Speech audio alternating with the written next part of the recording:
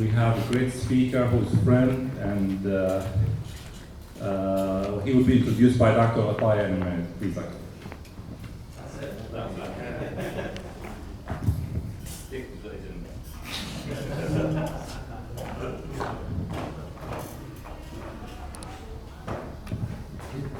Assalamu alaikum wa rahmatullahi wa barakatuh. It's an honor for me to introduce Dr. Saltaji. We've known him for, mashallah, a long time. He is a role model by action at the family level, community level, and at his work level. He is a pulmonary critical care physician, board certified. And I think that's probably why Al-Shami and Jazia had me introduce him so I can stop complaining about my work, knowing how much work he does. He is mashallah, he has, in Quran and Islamic studies, he excelled. Also, he is a financial a certified financial planner, which takes a long time and lots of efforts and education and training, equivalent to 6,000 hours in training and 2 years courses. And he was telling me the board exam is actually harder than the medicine board exam, and all math, and you just have to be good at math, which obviously I'm not. Mashallah, he is also licensed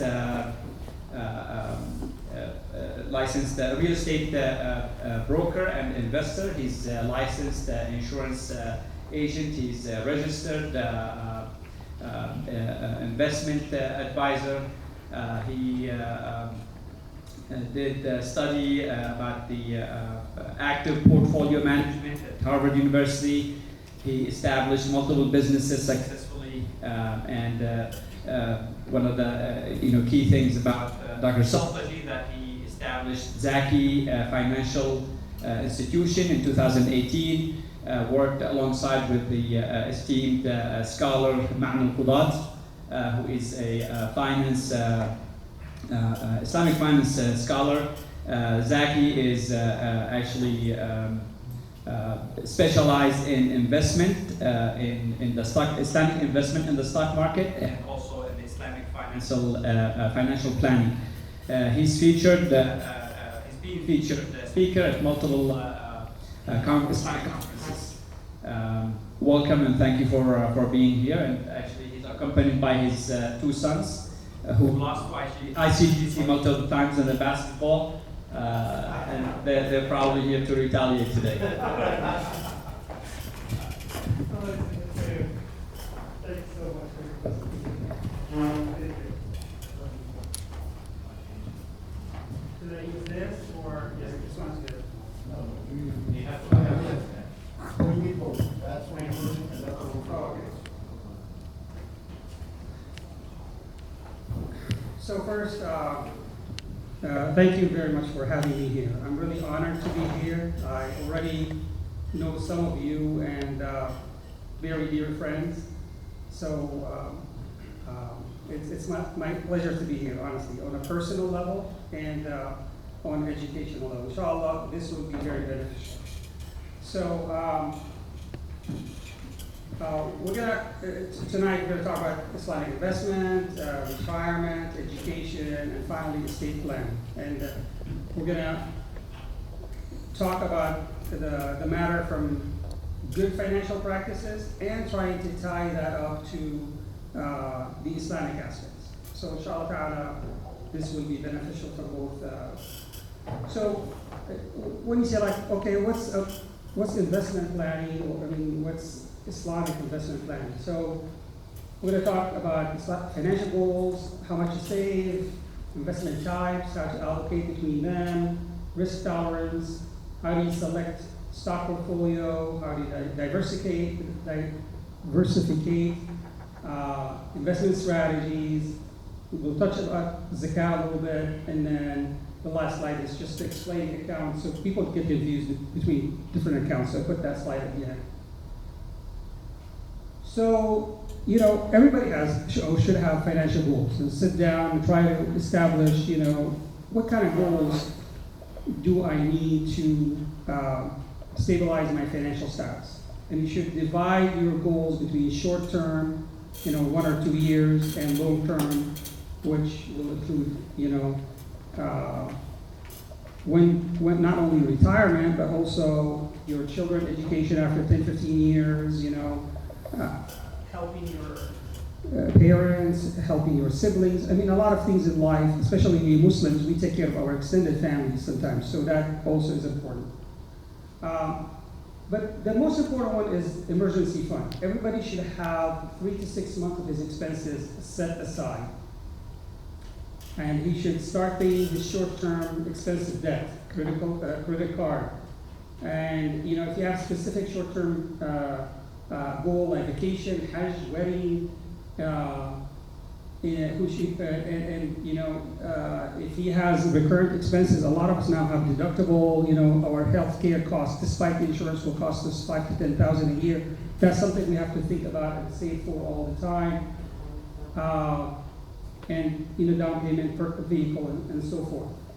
Long term, as I said, you know, retirement saving, education, especially if your kids are now like very young. We're talking 10, 20 years from now. Home ownership, also saving. You know, you got to build an investment portfolio for yourself besides your retirement saving, and having financial independence, leaving your family comfortable by establishing family legacy. And finally, also as Muslims, we like to be very charitable. You know, we are here in a building that, mashallah, was bought by generous brothers. It's being used as a school, an educational, you know, facility, so and so forth. So, in general, I'm not talking here retirement. If you are working, how much do I have to save from what I make? So the general rule, 20%. If you really want to be comfortable, aim to save 20% of what you make. If you are spending more, maybe you need to sit down and, you know, see where are you spending too much, okay? But of course, I mean, if you're limited, that's a different story. And try to concentrate on automatic saving, all right? Things that go automatic, yearly or monthly. And the beauty of monthly saving is you get average market. Because honestly, once you're ready to save a large amount, sometimes the market either too high, too low, stuff like that. So it's really hard to time the market. But when you save every month, you're just getting the average, all right? But always review and monitor and adjust. So what are the investment types? We have stocks, we have fixed income, which a lot of Americans, you know, think of bonds when you say that. And real estate. And real estate, there are real estate, you know, investment that you can buy on the stock market. They're calling REIT, you know, real estate investment trusts. But almost 100% of them are haram because they all invest in mortgages, all right? Or, you know, you can buy a property, whether it's residential or commercial, and rent it out, or, you know, and make money off of that, or flip it. You can also invest in interest-based, which is, you know, needless to say, haram, and commodities, precious metals. Maybe you can, but you have to be careful, because again, a lot of those stock market-based, you know, funds that are precious metals that you buy, they don't really own the precious metals. You know, they just put options and then they sell you shares. So, you know, in Islam, it's yadan biyad. You have to give money and take the precious metal, especially dhahab and fidda, right away. So, fuqaha did allow, if the firm you're dealing with, you give them the money and they tell you, we buy dhahab and fidda and we keep it in our firm for you, that's halal. But if they're, you know, going around and buying stocks, and most of those firms they don't own dhahab and fidda. They just buy options on the portfolio. So be careful on buying, those gold or silver funds on the market. Agriculture products, again, I don't have any experience in that. A lot of them also include options. Alternative investment, hedge fund, private capital. You really have to be very sophisticated investor. You have no control. A lot of those people do also some haram practices. So I have no experience in that. But you really have to be a sophisticated investor. And a lot of them don't even accept small amounts. You have to have millions before they even talk to you. Now, on a personal level though, you can get involved with what we call private placement. And even with that, you have to have certain net worth to be able to get involved with private placement. And you have to trust people, you have to trust what they're doing, but that is available to people like us, all right? If somebody has a project and then start signing up people through private placement, as long as they have the good paperwork, you trust them, you trust what they do, you can do that. Or, people come together and go in business together through, LLC or partnership, and they have a good, well thought, bylaws, that's also good enough. And businesses, I'm really big fan that Muslims should start businesses, okay? You could be a doctor all of your life, and you can save maybe, depends how successful you are. I'm not talking doctors, I know there are other people here, but I'm just giving an example. Let's say you can save $100,000 a year, but businesses, sometimes they make a lot more than that. And a successful business can be sold for millions. So I think that's really good, but make sure that you understand the business, make sure that, you study the business, and don't put all of your money in one basket, all right? We'll talk about that a little bit more. So stocks, or what we call them in the investment world, equities. So when you buy stocks, be careful. When we buy stocks usually on the market, we buy common stocks. But sometimes they tell you there is preferred stocks. Those preferred stocks, they take their cut of the profit first people. Even if the company liquidates, they take their share first. You might think that's a good thing, but be careful, because preferred stocks, they take fixed profit no matter what happened to the company. They're actually, you're getting interest. They call it profit on preferred stock, but actually you're getting interest because you're getting fixed profit no matter what.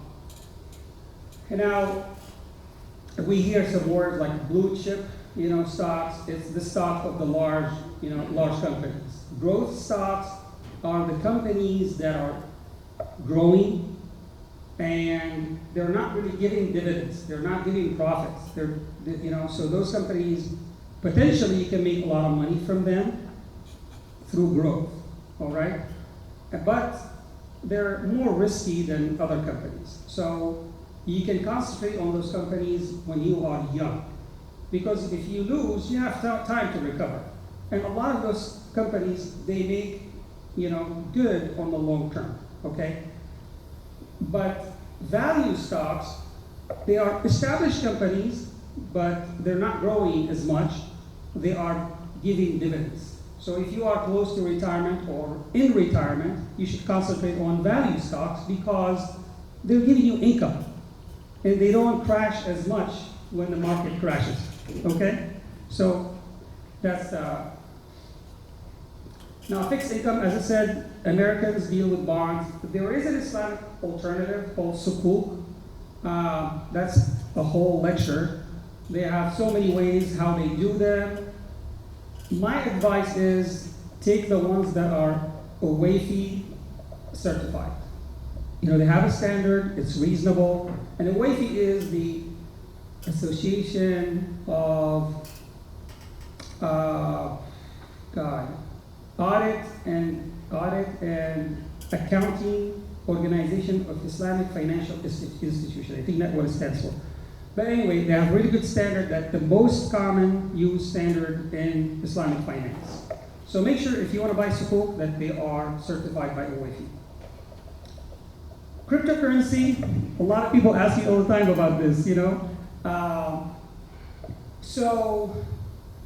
Needless to say, to call something currency, it has to be backed by a government, you know. It has to be enough that you can, you know, buy with it anywhere you go. That's really not clear yet about the digital currency, okay? A lot of places, most places don't accept cryptocurrency. Many governments don't even, you know, sponsor it or consider it a currency. So is it really a commodity? Is it currency? If you consider it a commodity, it's haram. Because honestly, you're not buying anything. You know, you're just buying money and selling money. If you consider that a currency, yeah, maybe you can consider that. So honestly, I see fuqaha say haram, I see fuqaha say maybe halal, I see fuqaha say it's reality, you know. But if you want to consider it reality, my advice is first, pay zakat. Whatever, you know, if you consider this halal investment, make sure you pay zakat. And the second thing is, do not put all of your money in this, because it's very volatile. One day very high, one day, I've seen people who made millions, I've seen people who lost everything. All right. Real estate, I said REIT, I put it in red here because, you know, that's haram. But you can, you know, there are a lot of options. Residential is easy. You know, you buy a house, you rent it out. Until lately, it was really a good investment. You can make maybe 6% return, and then the house value is increasing. So you can make money that way as well. And there are a lot of tax advantages. That's not really the lecture for that. But I mean, instead of buying bonds and making 5% on that, you know, real estate was, you know, just buy a house and rent it out was a good thing. And it's not liquid, which I consider it a good thing, because sometimes if you have a lot of liquid, you start spending too much. Here, it's there, you don't have access to it.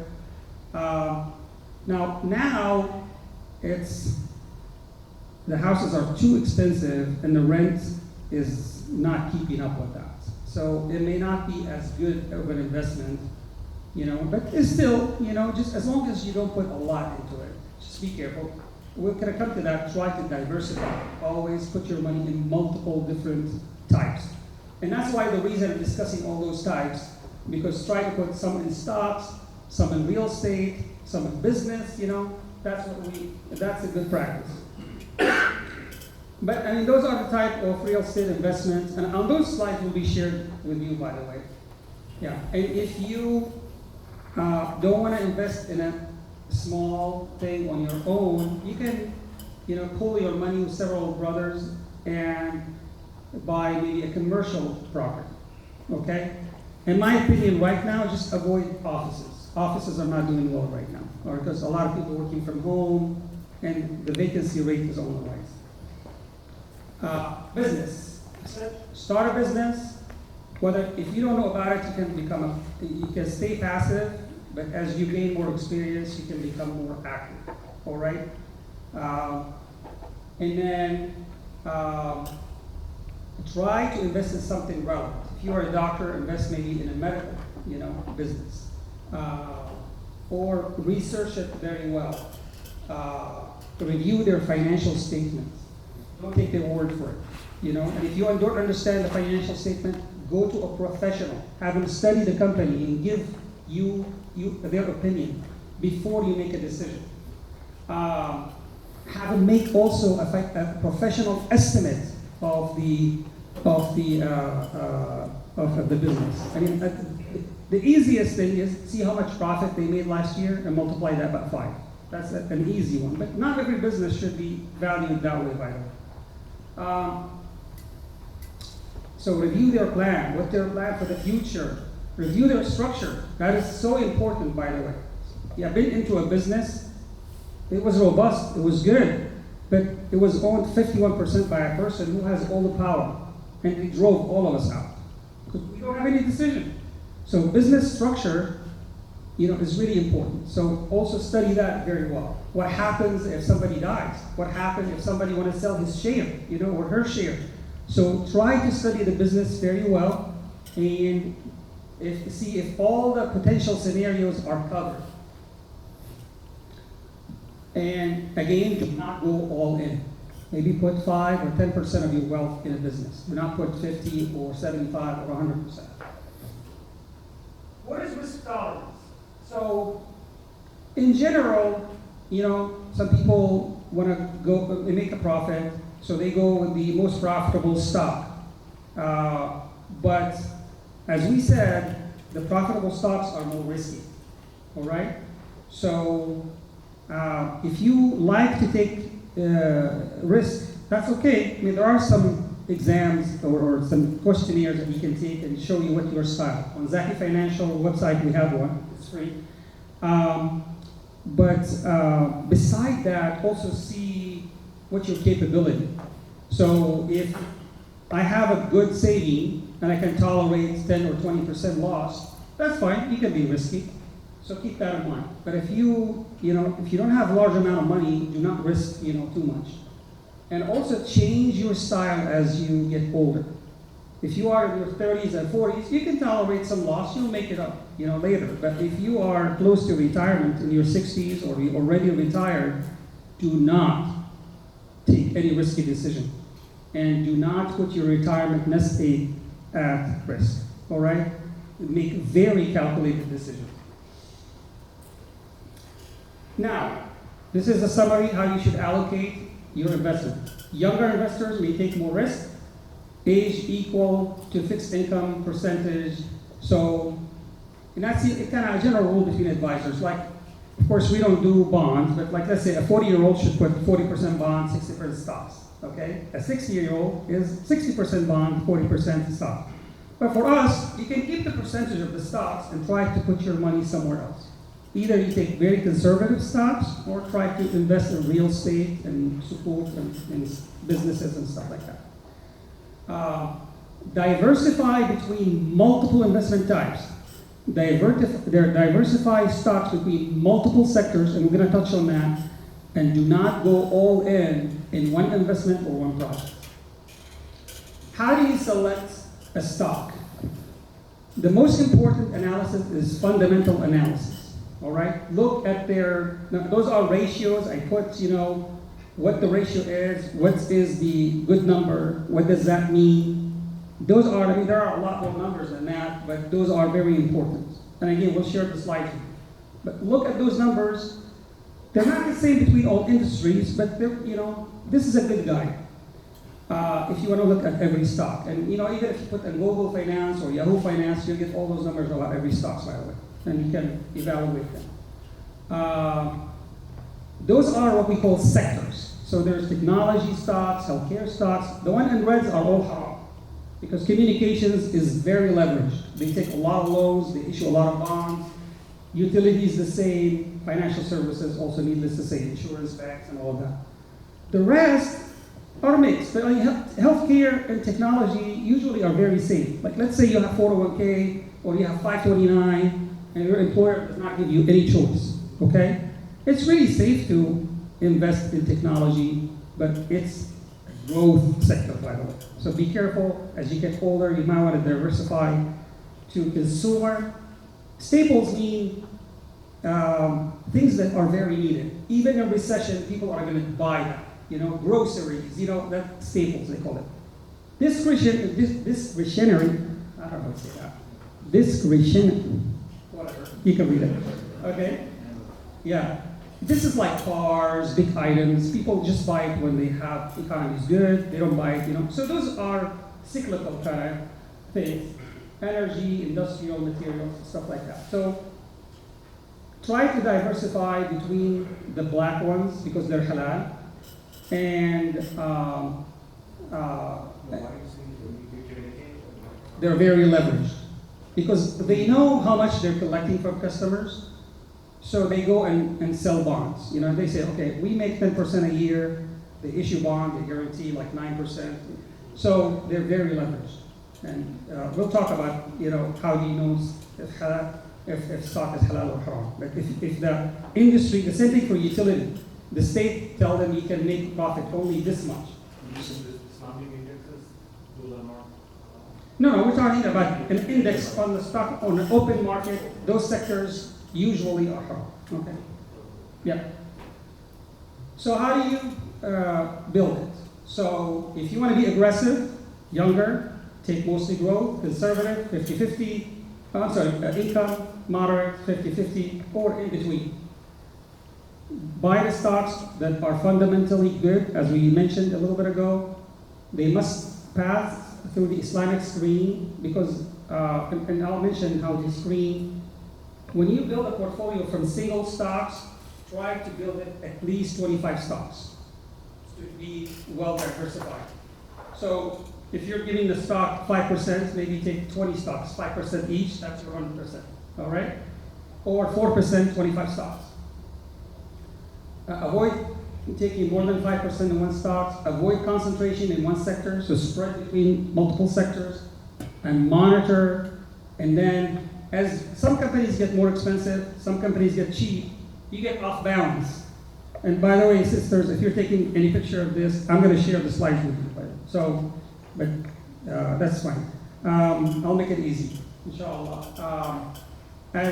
So your portfolio gets off balance once in a while. So it's a good idea to rebalance it at least once a quarter. So how do we screen? We avoid the companies deal with interest, financials. We avoid gharar and insurance.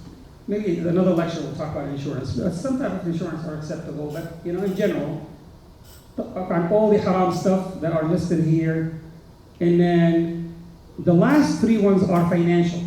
So the company should not have a debt more than 33%. Otherwise, you're buying a stock just to pay their debt. You're just buying money for money, And where Fuqaha came up with 33%, stock market was not available at the Prophet Muhammad time. But when the Prophet told Sa'd bin Abi Waqqas when he was, writing his will, that do not give more than third to charity because that's a lot. So the Prophet said, Prophet considered more than third is a lot. So they said anything more than third is considered too much. Okay, so that's why I came up with 33%. And if the company has a lot of cash, also you're buying money for money. Okay, they should be invested, and also their interest income should be less than 5%. But unfortunately, to the common investor, there's really not a good tool that's available to us. There's a company called Zoya. There's subscription. I think you can probably screen for free, but then they try to get you subscribed. It's not very expensive, honestly. But the problem, they're very strict. Like, Apple can pass under the Wi-Fi standard, but in Zoya doesn't pass because they say, they have Apple Movies or Apple TV or something.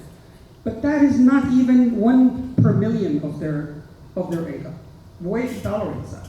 Zoya doesn't. So that will restrict you more. Ideal ratings will allow you. Their mobile app is trash, actually. Yeah, it doesn't work. But you can subscribe to their website, but it's $1,000 a year.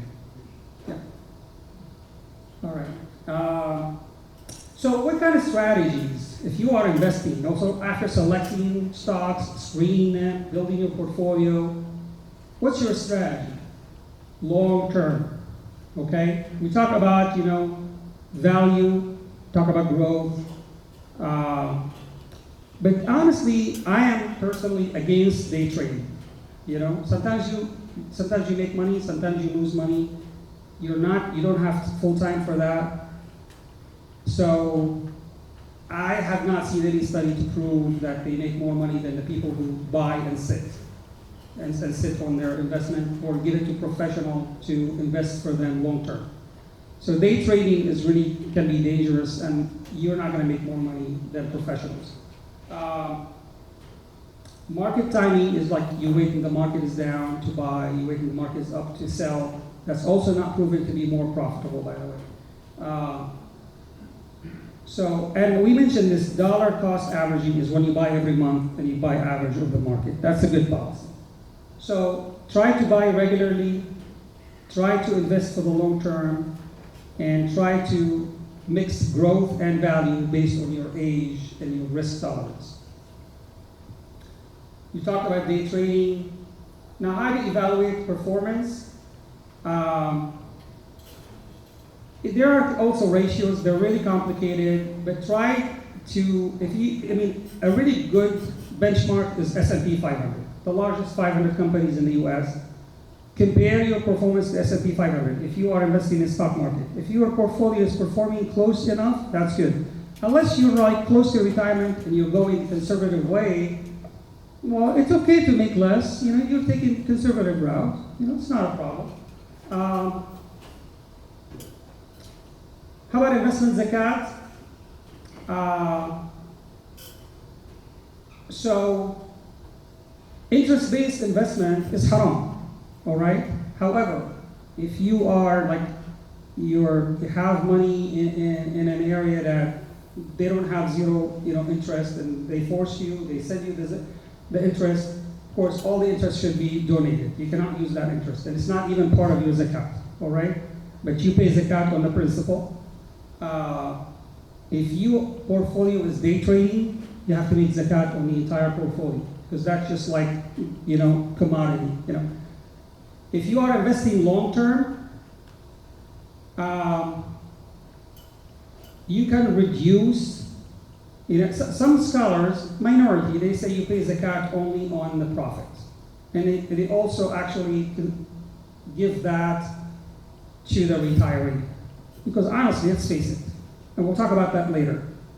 Recommendation if you are retired to withdraw about 4 or 5% of your portfolio every year. Well, if you're paying half of that zakat, how can you live? Unless your portfolio is really big enough, all right? Or your portfolio is growing so fast. So honestly, some of them say just pay on the profit. But in general, you pay on the entire amount, but you can take several reductions. Where are the reductions? First, like if you have a business and you're paying zakat, you're not paying zakat on the entire business. You don't pay zakat on your chairs, on your building, on your machines. You pay zakat on the inventory, right? And stock companies, they have fixed assets, all right? And I wish I have time to make a study about that, because I've seen so many numbers, I've seen 10%, 20%, 40%, and maybe because everybody's looking at different industries, okay? Some, in technology, their fixed assets are smaller, In energy or industrial, their fixed assets are a lot, okay? But overall, I think a reasonable number, maybe 15 to 25%. So you can reduce your portfolio by that right away. You don't pay zakat on it. That's fixed asset. And then if your portfolio in retirement and you are under 59.5, you can take 10% off. And that's the penalty, right? Because you don't have access to that money. You pay zakat on if I take the money now, how much do I get? That's what you pay zakat on. So if you are under 59.5, you remove 10%. And then remember, retirement money is not taxed yet. So if your tax bracket 40%, take that out. So you already saved, 50, 60% of your retirement portfolio that is not zakatable. So now the zakat is reasonable, okay? So that helps with calculation. And make it reasonable, because it said, if you pay zakat right off the bat on all the money, and you are retired, and you have limited portfolio, it may not be enough to survive. All right. And there's something called purification.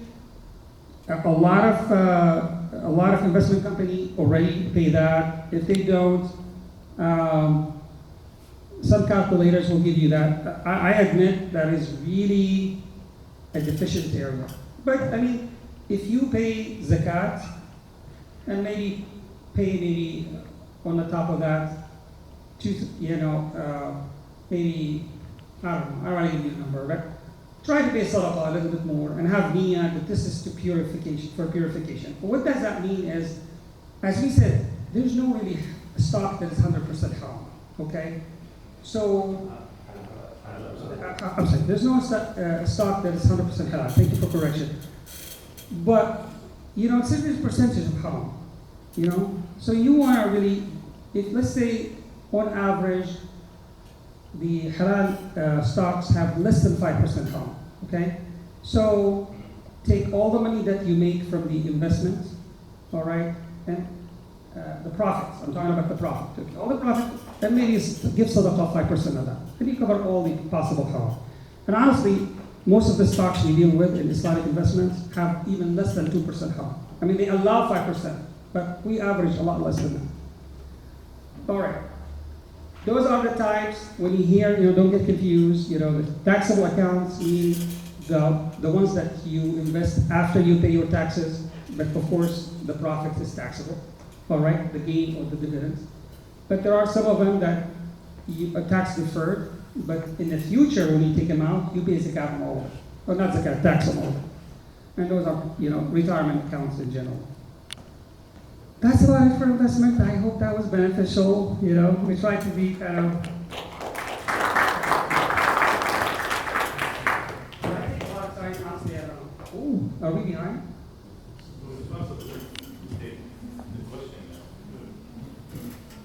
Wow, I'm way behind. Questions? Yeah. I'll try to speed up the next topic. Questions.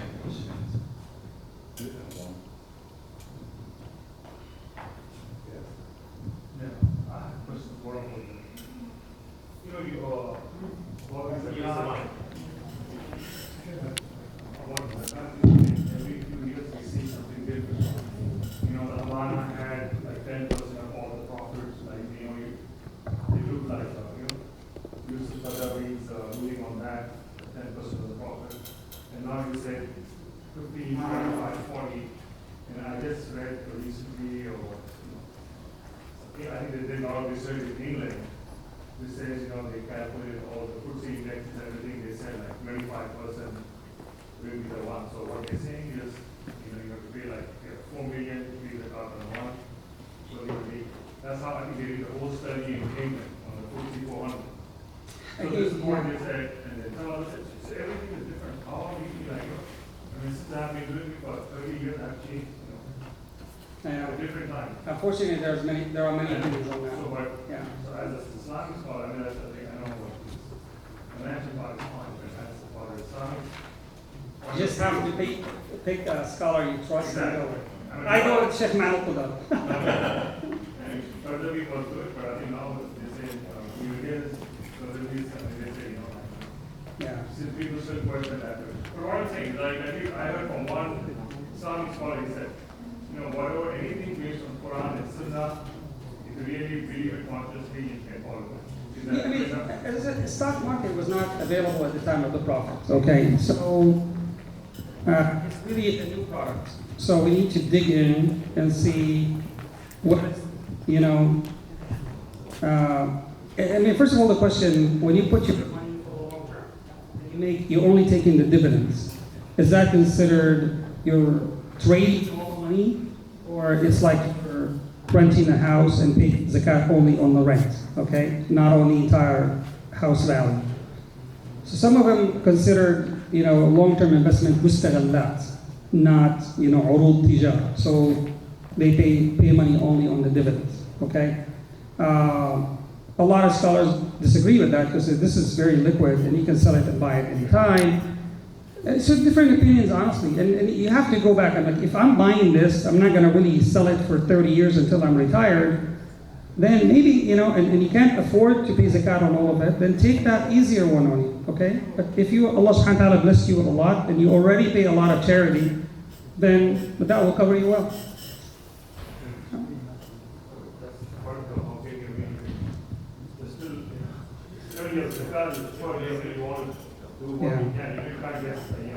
Whatever you I'm sure you need well, but you want to do it right. There's like so many questions. Yeah, I have also something called zakatcalculators.net that I developed with Dr. Al-Qudat. If you go there, and I put all those, explanations there. You just plug the numbers, you get your zakat. But again, If you have a scholar that you trust and you want to go with his opinion, there's nothing wrong with that. Yeah. Yes? Just a question about the different types of investments. There's a new investment that's out there. I don't know if it's new or for me, I just seen it, which is in collectibles, like art. You know, there are companies now that will buy a painting. They'll tell you, we'll buy this painting and we'll hold on to it and then it will have a value. We can talk about also about the coins. Like I subscribe to whatever the government issues, all the coins, get subscription every year of their coins from the mint, from the US Mint. What's your thought about those? Well, the mint, I'm not sure. I can't talk about it. I have to kind of sit down and study the matter. But be careful about, anytime you're buying money for money, you have to be careful. Okay? Yeah, you have to. Yeah, if it's not the money, right? Yeah, if you're buying collectibles, then read how the investment it is. Read all the details about it, and then understand it well. And if you have any specific question about it, then go to a scholar that is comfortable with Islamic decisions. What about the art? Again, you have to understand all the details. How are they doing it? The details are very important. You cannot give cannot honestly give general fatwa anymore. When somebody walked to a scholar, say, credit card even, you have to understand what they're asking exactly, okay? So the details are very important. And I really don't deal with art and collectibles. So I think we need to know the details, and then we can, make a decision, inshallah. Yeah. Got a question on the portfolio. Is there any management fee associated with it as far as the Very good question. Yeah. Most investment companies or mutual fund, especially they call them no load, they charge you about 1%. I mean, they have some sales fees and marketing fees that they don't have to disclose. They probably end up paying about 4.25, 1.5. But on the surface, they charge you 1%. Okay? So anybody who charges 1% per year is very reasonable. As long as they're performing well, especially if they're making extra effort for the Islamic screen, all of that. I think that's a reasonable number because it really takes a lot of effort to get there. Now, there are some companies who would charge you even more. All right, especially if they have like personalized investment. Some of them charge you even 2%. But I think try to pick up reputable people, and as long as they're within 1% a year, that's usually the most reasonable rate. Yeah.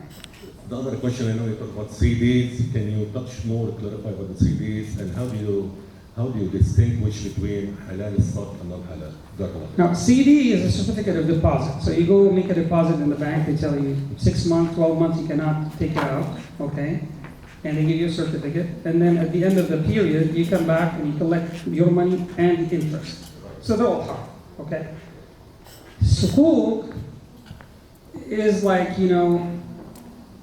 almost guaranteed, because they already bought the investment and sold it, okay, and rented it and all of that. So they know that most likely we're going to get our money back and most likely we're going to collect this much rent. So they have, they're not as volatile as the stock market, but they don't make as much, all right? But it's the closest to bonds.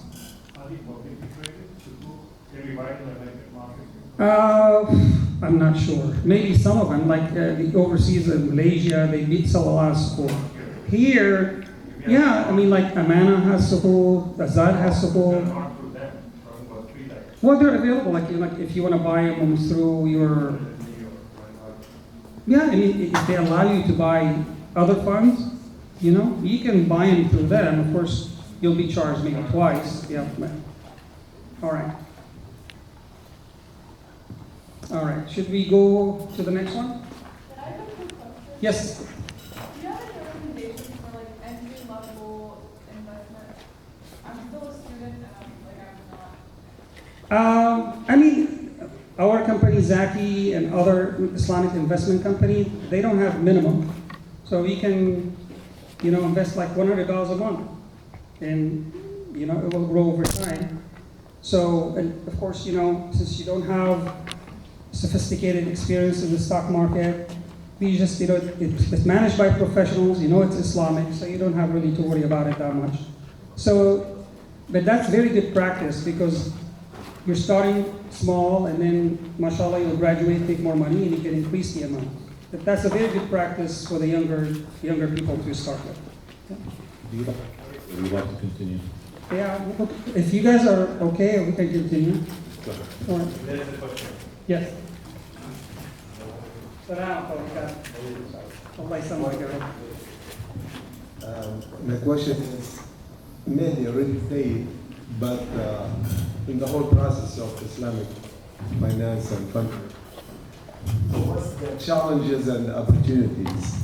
And if we focus in real estate, then real estate, everybody facing this. And as a community, we have so many people that want to buy houses and all that, but they don't have no clue about Islamic, say, finance as far as mortgage and all that. And your recommendation as far information or referral to AMJA, Assembly of Muslim Jurists of North America. American, what's AMJA stands for? American Muslim Jurists or some association, something like that. But they do have a fatwa where they even go through the companies that offer Islamic mortgage, and they tell you which one is not good and not acceptable, and which one is acceptable. Okay, and you can, if you want to buy a house to live in,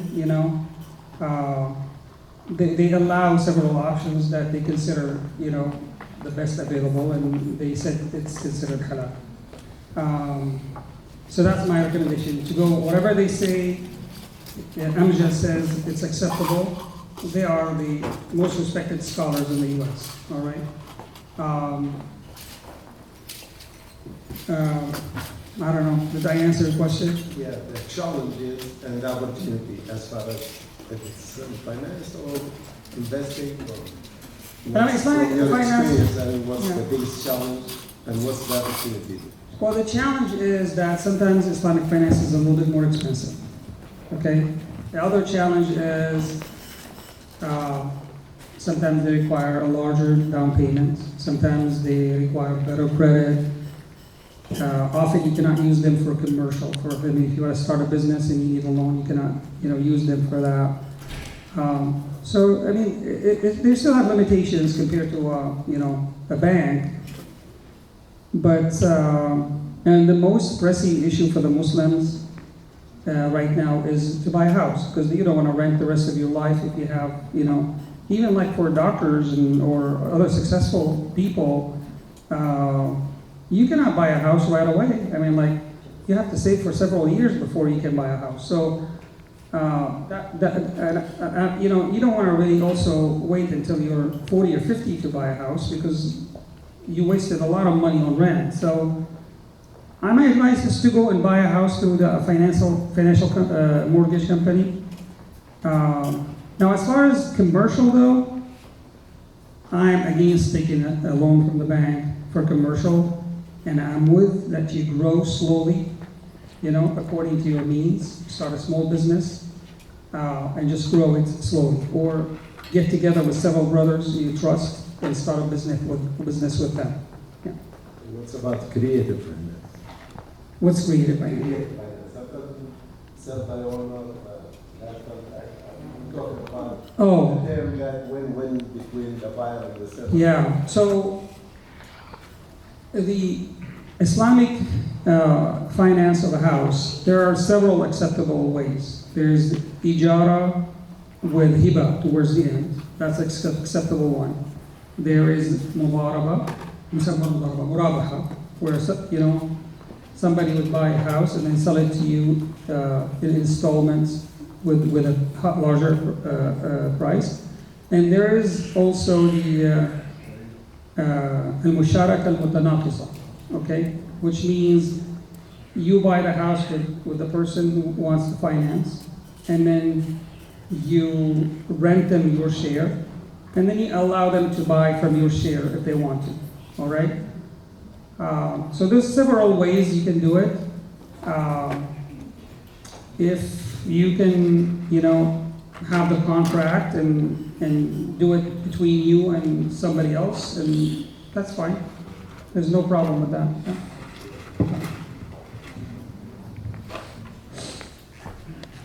Inshallah, I'll try to move faster. So this is the retirement planning. Again, several things we're going to talk about. I'll just move a little bit faster. So when you think about retirement, you also have to develop some goals, all right? And as we can see here, you have to decide really, what age do I, retire?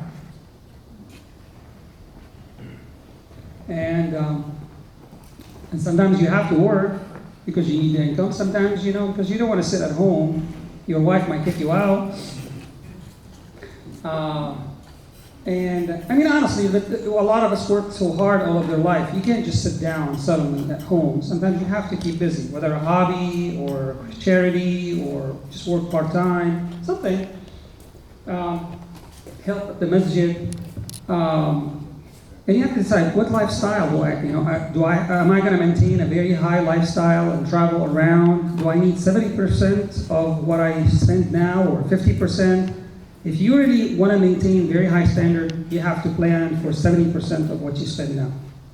If you want to decrease your, downsize your house and don't travel much, your kids are going to be out of college, you're not responsible for anybody else, no parents, no siblings, no kids, maybe you can afford living on 50% of what you spend now, all right?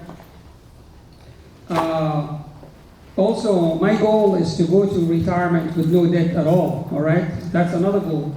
But also think about the other thing, am I going to continue to be charitable even after I retire? Am I going to travel? Am I going to support some hobbies? And that's nothing wrong with that as a Muslim. That's halal. But you have to plan for it, though, all right? Now, so calculate your age, your life expectancy. It's usually like family history.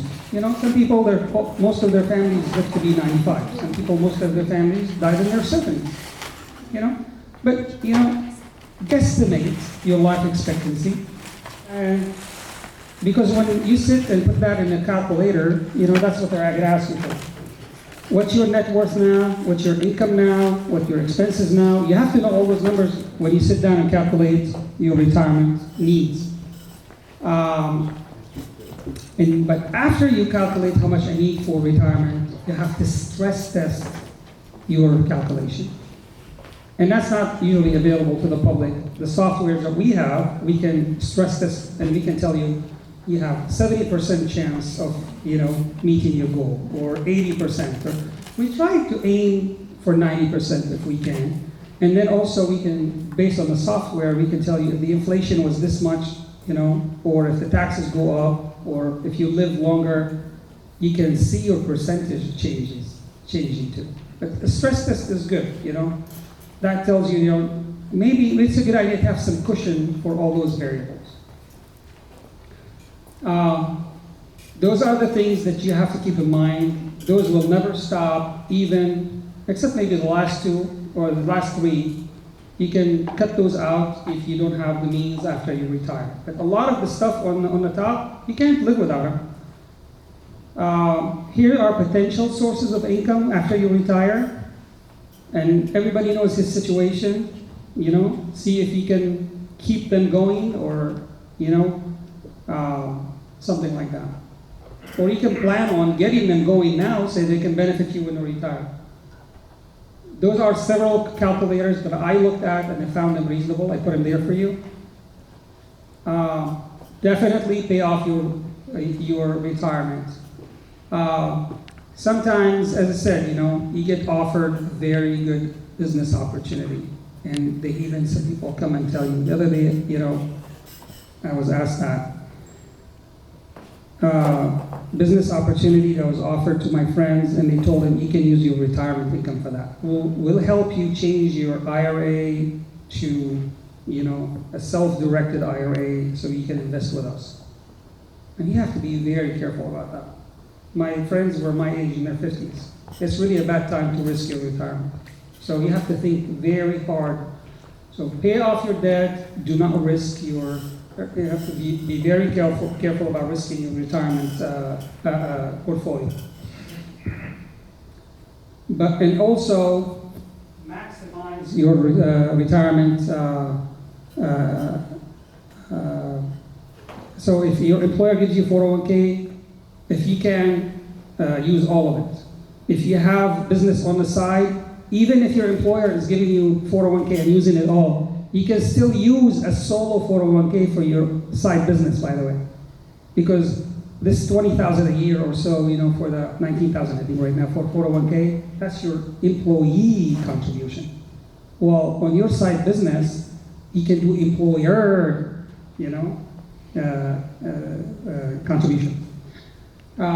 You can also do Roth, but after I think 170 or something a year, you cannot do Roth, but you can do backdoor Roth.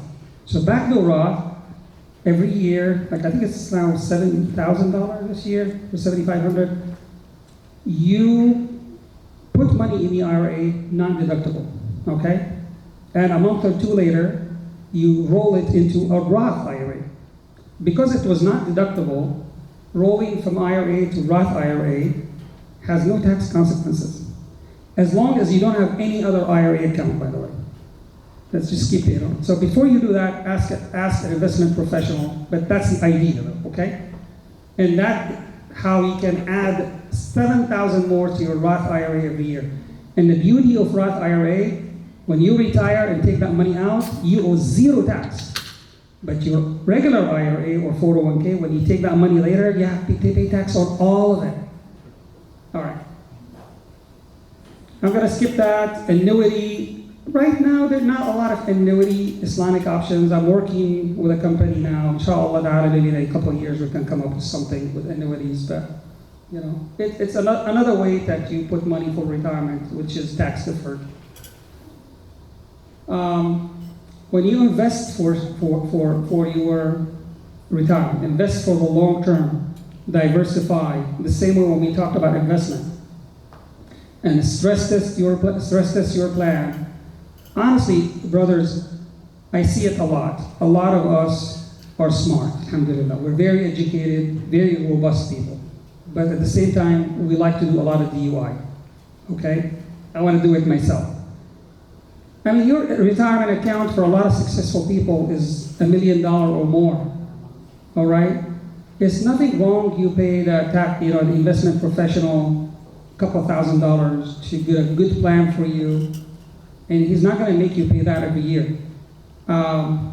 And plan well for you. I think it's worth really well worth it, especially if he's going to find some gaps and point you in the right direction. And not only that, usually the financial plan does not only look at your investment and retirement. He was going to help you also do some estate planning the right way, which those mistakes can cost you a lot, and we're going to touch on that later. We talk about that. After you retire, it's recommended you take 4% per year. That's like a general rule, but you have to adjust that. Sometimes your portfolio is doing so well, you can take more. Sometimes your portfolio is not, the market is down, you have to adjust down. So always monitor and change. Now, which account I take my money out when I retire? Do I go to my retirement account first? Do I go to my Roth first? Do I go to my taxable account first? Or should I continue working? Here's some guidance. So, usually you use your taxable account first, all right? Because your IRA and 401k, when you get to 73, the government is going to force you to take money every year. There's a required minimum RMDs, they call it, required minimum distribution. Every year you have to take like 5 or 6%. And if you don't take, they'll tax you on it, and 50% penalty. You have to, you have no choice. So, you can just leave it there and take from your taxable, because they're going to force you to take money out anyway. And there is a period of time between you retire and they force you to take some money out where you have low income. Why don't you during that convert some of your IRA or 401k to Roth? Take as much as, will make your tax bracket maybe 24%. Okay? Because when your RMD start coming out and they're a lot of money, if your portfolio is big, you might go back to 37% or 39% bracket anyway. So that's where the financial planner or tax professional can help you. But that gap between retirement and the RMDs, it's a good time of low income, low tax, where you can convert some money.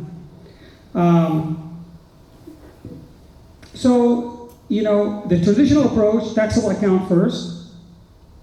Alternative approach, retirement account first, I think it's a bad idea.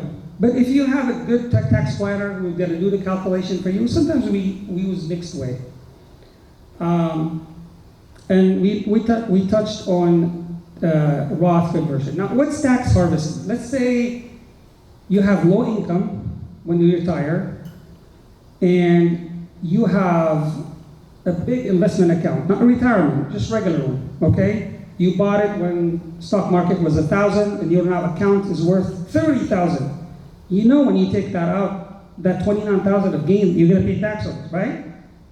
So why don't you take it out now? Because you have now low tax bracket and pay the gain now, okay? So that's also another idea when you have that gap. All right, that's called tax harvesting. Medicare strategy.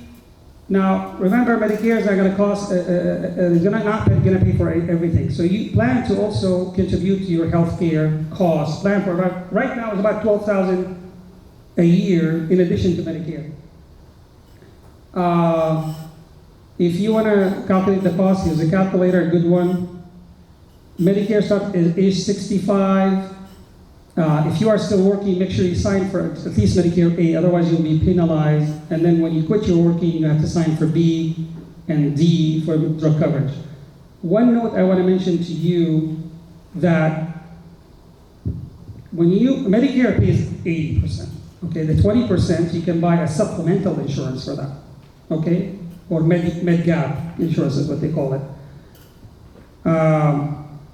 Now, when you retire and take Medicare and you go buy the supplemental insurance, they cannot say no to you.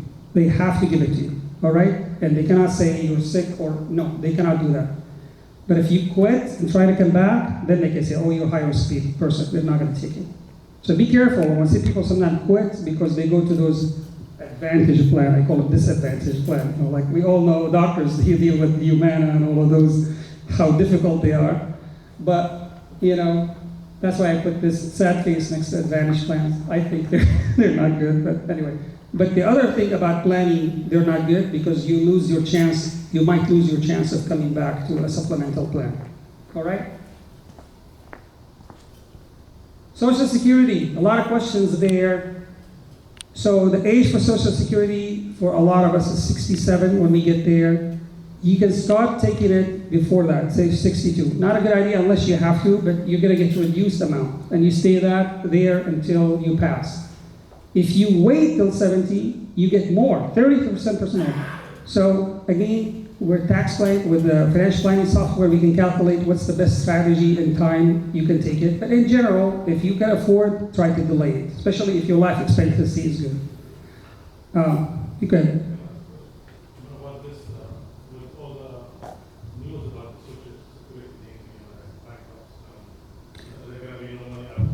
Well, they're trying to fix that.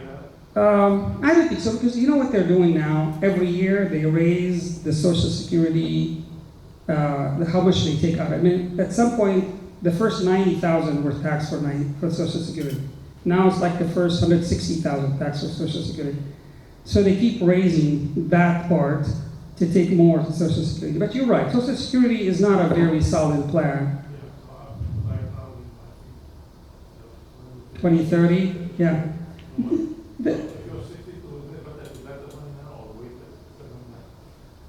No, I mean, at this time, we're recommending, we think that, you know how Congress operates. They only operate on crisis. And this is a very tough subject they don't like to touch, just like immigration. So at some point when they reach crisis, they'll do something about it. But I don't think they can take Social Security away or reduce it because a lot of people depend on it. Yeah. Spouse Social Security, it's very important for Muslims. A lot of us work and our spouses, mashallah, jazakallah khair, they, sacrifice their career to raise kids at home. And sometimes they don't qualify for Social Security. Well, they do qualify. There's a spousal benefit, okay? So if you are married to someone for at least 1 year, you can qualify for 50% of their full benefit, okay? Not bad. And if a person dies, their wife can collect anywhere between 71 to 99% of survival benefits. I think that's not too bad. But anyway, if the spouse had worked before and they have their own Social Security, they can choose between their husband's, share or their own share, whichever is higher. Okay. But if you have a side business and you want your wife to qualify for Social Security, give them income about $8,000 a year for a few years. Usually, like $8,000, they get 4 credit. You need 40 credits, so give them that for about 10 years, and then they qualify. All right. So always also, when you retire, always update your estate plan. And how about zakat? Don't forget, a lot of those retirement accounts, you need to pay attention to their zakat. And always rethink what you need to change to meet. So like if you suddenly see that you're not gonna reach your retirement goal, maybe you can change your retirement age. Maybe you can change how much you're saving. Or you can change your expenses. You can make some changes. And we as tax planner or the financial planner can help you with that and show you the way how to meet your goals. All right? Some of the stuff here we did not touch on, the POA, and we'll talk about that later.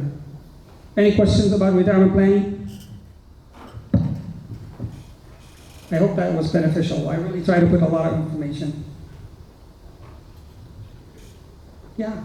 About Medicare, if the wife, most of the Muslim women, they don't work actually, do they qualify for Medicare? Yes. Everybody at age 65, American citizen qualify for Medicare, whether they worked or not. They get only Medicare Part A, right? You get A, B, and D. If they never work, they don't get B. No, they do. Yeah. When you get 65, you can qualify for all of it. But you have to pay for me. There's a premium. Okay? And based on your income, the premium can vary. All right? But no. But here's the thing where there is a temporary problem. A lot of us in our culture are a little bit older than our wives. Okay? So you might be 4, 5, 7, 8 years older than your wife. So if you decide to retire at age 65 and take Medicare, think about you might either you have to go out and buy your spouse an individual plan, which depends on her health, might be very expensive, or you have to keep working just for insurance. Yeah. Yeah. Yes, sir. Just clarification, you said for planning purpose, you want 12K a year for health expenses, even if someone has a Medicare? Yeah. Yeah. Medicare doesn't pay for everything. Yeah. For government, we talk especially cases for government employees only, they are allowed to carry their health insurance even if they retire. That's not for everyone.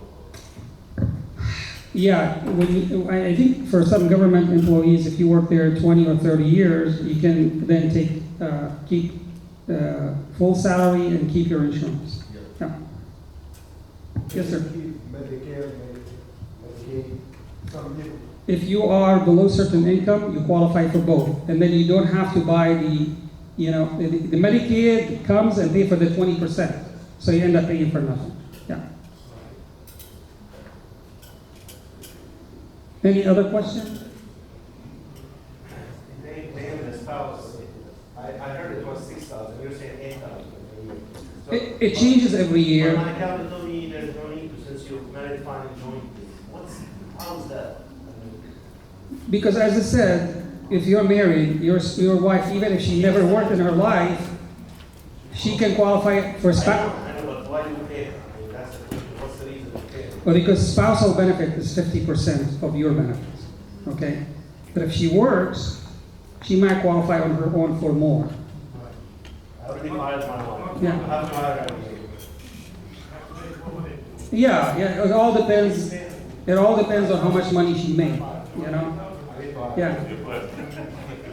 But as I said, a lot of people think, or our spouses worry. They come to their husbands, hey, I've never worked, I sacrificed my career for the kids, which by the way, thank you, we honestly appreciate that. What about Social Security? They do get Social Security. They get their own, which is 52% of yours. And if we pass, they get almost 90% of ours. But if she has 40 points, She can get her own. But again, that's the question. That's the no, she can choose. She can choose the higher. Yeah. I'll fire her. Again, I could be wrong. I'm sorry. I try to research this as most I can. Yeah. All right. So we are at, we said retirement and education, and then we're going to have a break at 7:40. It's Already past that. So I haven't talked about educational planning, and then we have estate planning. But I think let's take a break, and then when we come back, we'll talk about both. How about that? You agree with that? Yes. Assalamu alaikum. It's encouraging that not all of you left. I mean, those are dry subjects, but honestly, very important. And that's how I ended up doing this, because I have a lot of questions. And not many people teach that, All right, anyway, estate planning. That is the most important Islamic financial topic, which a lot of Muslims have not finished yet, or not done it correctly. So during your lifetime, things that, part of the financial Islamic estate planning that you needed, power of attorney. What happens if one of us is very sick, cannot make decisions anymore? Don't you know? Everything you have will be frozen unless you have a power of attorney for someone to run it. And not, the power of attorney also, some of it is durable, some of them is not, some of it's sprinting, there are different types of power of attorney. So we really have to plan well. How about, if we end up on a ventilator, or something, It's probably a good idea that we plan. Talk to our family, talk to our scholars, see what's halal and what's haram, and write that in writing. See, that's really important. How about gifting? As we're going to talk later, sometimes you can gift during your lifetime to certain people to protect them. Because sometimes they don't get enough share through the law, or even through Islam. I mean, if your wife is going to get 8, and that is not going to be enough for her to buy a room, no, I'm going to gift her during my lifetime. So when I die, she'll be dignified, and the kids will not kick her out. For example, Yeah. After death, For a lot of us, alhamdulillah, Muslim families, if we die, they'll take care of us Islamically. But, you might be a convert. You might be traveling. God knows. It's one page of funeral instructions. Children guardianship. We all feel like, oh, I'm not going to die till I'm old. How many times you saw young parent die, or both of them die in an accident? And remember, we're immigrants. The next of kin could be overseas. There's no way they can get here. Your kids could be in a foster home, Christian or Jewish family or atheist family. It's really part of, that's very important to have that people. And otherwise, the judge is going to decide, and he's not going to go with the Islamic option, I can tell you that. Also, you have debt. Who's going to know about it? Who's going to, because on the day of judgment, you're going to stand up. Allah will ask you, did you pay your debt? Well, I mean, if you have it in your estate plan, kids know about it, they can pay it for you. And how you're going to distribute, and how you're going to also put some protections, so when you die, your family is not going to fight, people are not going to be, in trouble. There are ways you can do it Islamically and legally. And then also you have a business. If you die, the whole business might collapse. Or it's good to transition and have a plan for your business as well. All right. Power of attorney, different kinds, but really want a durable one. Durable means when you're incompetent, the power of attorney will persist. All right? Give it to somebody you trust. However, the medical one, give it not only to somebody you trust, also somebody who has some medical knowledge, or you already talked to that person about what you want. All right? How about treatment refusal? Okay, a lot of studies in this area that is really not known to people. I can tell you in ICU, when I get a Muslim patient, family come and ask me. Their father is on the vent for a month, and he's not going to make it. Looks like it. And it's like he's not brain dead, and the scholars are telling me I cannot take him off the vent. For example, all right? So, if you don't mind, I'll talk a little bit about that. I think that is very important. So, scholars say that you have the right to refuse treatment. Now, if the treatment is life-saving, you're a young person, end up on dialysis, and you say no dialysis and you die. If you have DKA and you take insulin, you survive. If you don't, you die. That's foolish. Allah will hold you responsible for that. But if you because the treatment is obvious, the treatment is life-saving, it's right in front of you. But somebody has cancer and the doctor tell them, you're going to live a year. If you take the chemo, maybe you'll live a couple of years. They're going to be miserable. You have the right to refuse, Islamically. I mean, if you have a very, chronic, painful, or you have fatal cancer, you're not going to live except a few months. You can say, if I go to the hospital sick, do not put me on a ventilator. That's within your right, Islamically. So it's okay to be DNR. It's okay for the doctor to make you DNR if, they think that your case is hopeless. But the Lajnat Ifta in Saudi Arabia, they said you have to have 3 certified physicians to make that decision. Alhamdulillah, we don't have to do that decision very often. But, that's why it's good for you to make it ahead of time. The point where we get stuck is withdrawal of life support. Now, majority of scholars, almost all of them, tell you if the patient is brain dead, you can take the ventilator off. Okay? How about if the patient is not brain dead? Okay, Alhamdulillah, finally, this made it to some, scholars. The Majlis Ulama Dar al-Ifta in Saudi Arabia has issued some fatwas in that. There are a lot of scholars also that starting to talk about that. And they tell you if the case is hopeless, and the physicians who have expertise in that tell you this patient, is not going to make it off the vent, and the chance is very, very low, you can take him off of it. It's a waste of money. It's, although most fuqaha still say haram, I think because they don't even understand it, But me and Samir knows this very well. Alhamdulillah, some of them now have visited the matter very closely. They understand what's the difference, and you're seeing more and more ifta allowed. So now when a Muslim family comes to me, I tell them, yes, if he's hopeless, take him off, even if he's not brain dead. All right? So, and then now, another thing is, if they die or brain dead, it's also easy to make a decision about organ donation, right? But how about this DCD? You know what DCD is? So now they have a new way to make organs more available. Somebody who is not going to make it off the vent, hopeless case, but he's not dead yet.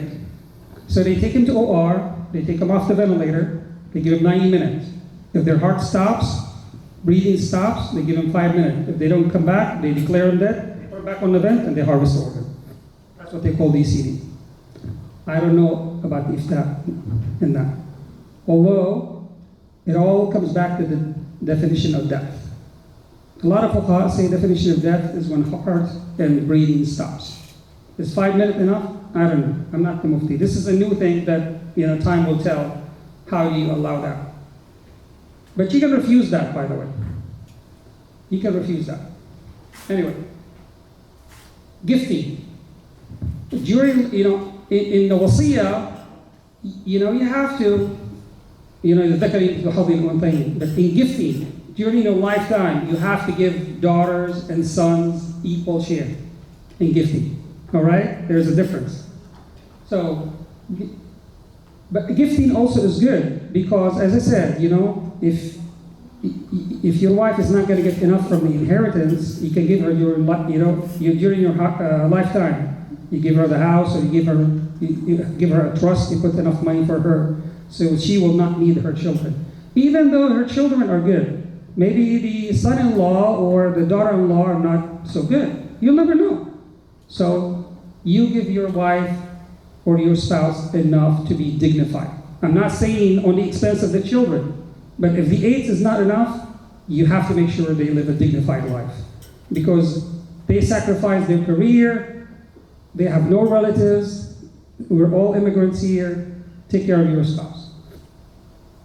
Sometimes, you have a child with special need, you have to give them more. So you have to plan for that ahead of time. Their share may not be enough, right? Or in inheritance, non-Muslims don't get anything. So if you're married to a non-Muslim woman or you have non-Muslim children, of course that's very bad, but if you want to give them some of your inheritance, you might want to put it is either gifting during your lifetime or put it in wasiyah as part of the third. Okay? Polygamy, not very common, but if somebody decides to marry another woman, and because of the law, it's almost always the second woman is not registered. Sometimes they have kids. So what do? You just die and they get nothing? That's really not fair for that woman or for the kids, regardless whether they agree with that or not. But from planning standpoint, you have to make sure that you provide for them, right?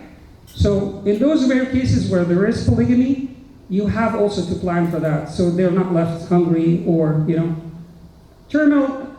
Now keep in mind also terminal gifting. So in Islam, if you have a terminal illness, your gift is not acceptable.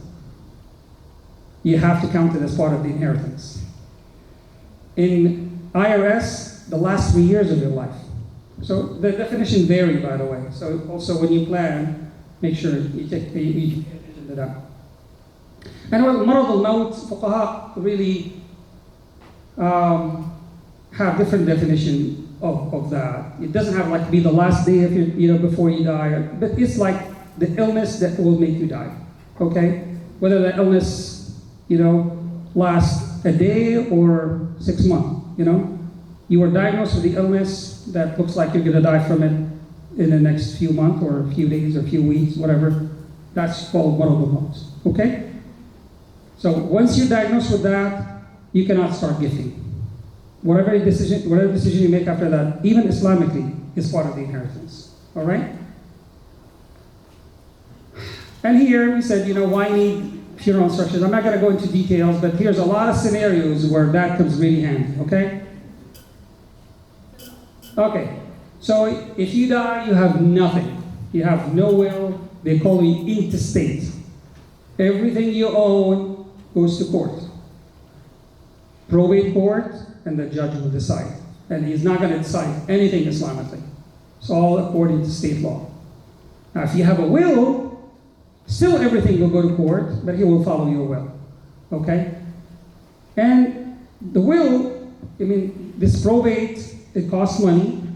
It takes about a year. So your family is waiting. Sometimes they don't have enough support.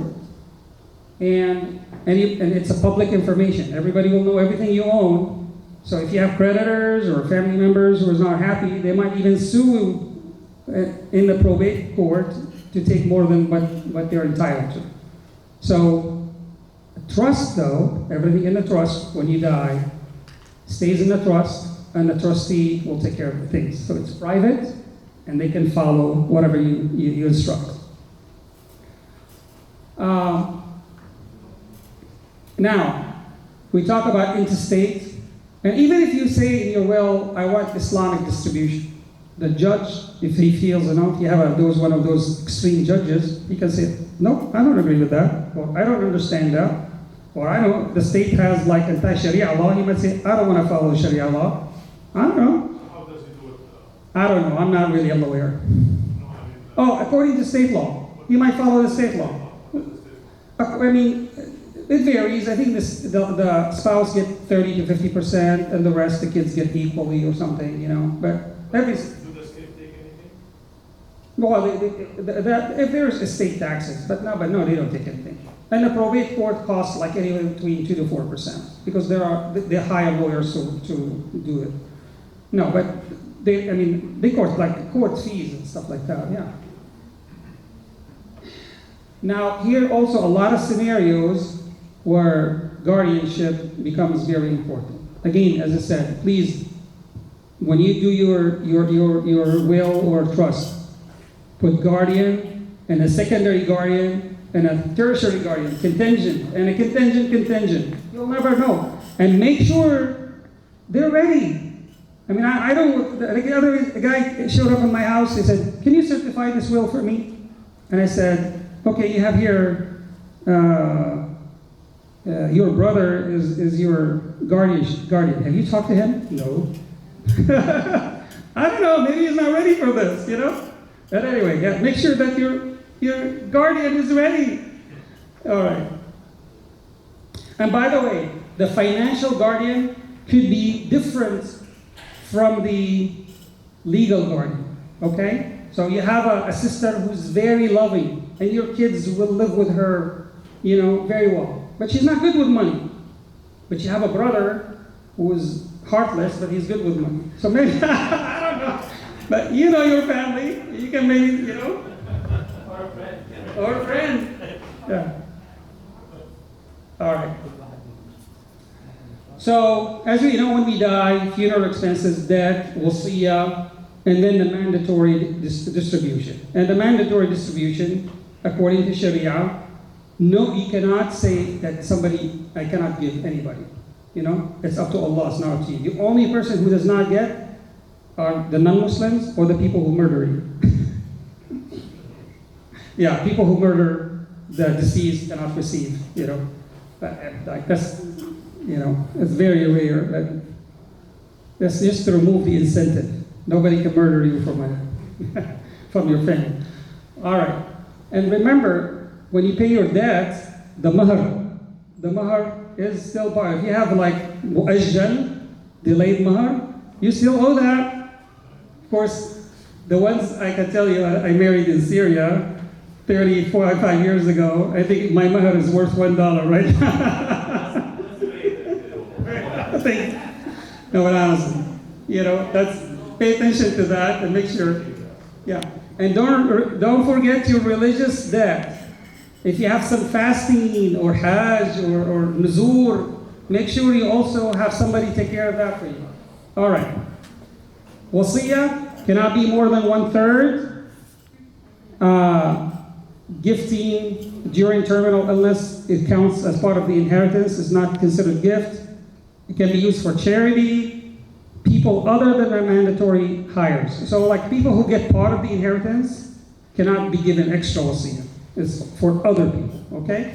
And as you can also use it for non-Muslim hires. So wills are non-expensive or inexpensive, but honestly, they still have to be done right. That brother showed up at my house, printed something over the weekend, over the internet, and want to sign it and want me to just notarize it, okay? Well, honestly, in a lot of states, it's not acceptable until the witnesses also are notarized. or the witnesses have to show up in court later and testify if they're still alive, if they can find them. You see? So it has to be done right to be valid in court. Some states are very lenient, some states are very strict.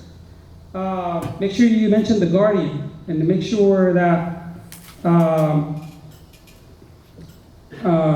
what else? You update the will also, because often in your will, say like my wife will get this, my kids will get this, and God forbid by the time you die, you have more kids or you have less kids, or your wife passed before you do. So you have to change your will all the time. It's a dynamic process. What's that? Yeah. So where we have a problem between Islamic distribution and the law, we have a lot, by the way. But let me give you some examples. So one of them we just mentioned, that the Islamic distribution needs frequent updates. All right, every time your family situation changes, you have to update that. Like your parents, if you have them in your will now, because they get their share, right? But by the time you die, maybe your parents are not there. What about like several family members die, God forbid, in a car accident? Well, in Islam, even if one person dies, an hour later the other dies, this inherits and now inherits. While in the law, the states are different. Some of them 90 days. They were involved in the same accident and they die within like 90 days or 30 days. That's considered simultaneous. So you have to specify in your will or your trust how you're going to deal with that issue. Non-Muslims, who decide? You have a son, God forbid, again, who is Muslim, but he went with the wrong crowd, and then he said that, I don't believe in God, okay? Well, honestly, he's considered non-Muslim. But when he died, who's going to decide? His brothers, his sisters, the judge? No one. So you have either to just consider him Muslim or give that power to the trustee, for example. But you have to address that issue as well. The will not address that. The judge will not address that. And there is a will by ISNA, by the way, where you print 50 pages and you staple them to the will, and it mentioned all 300 different scenarios. You think the judge is going to understand that?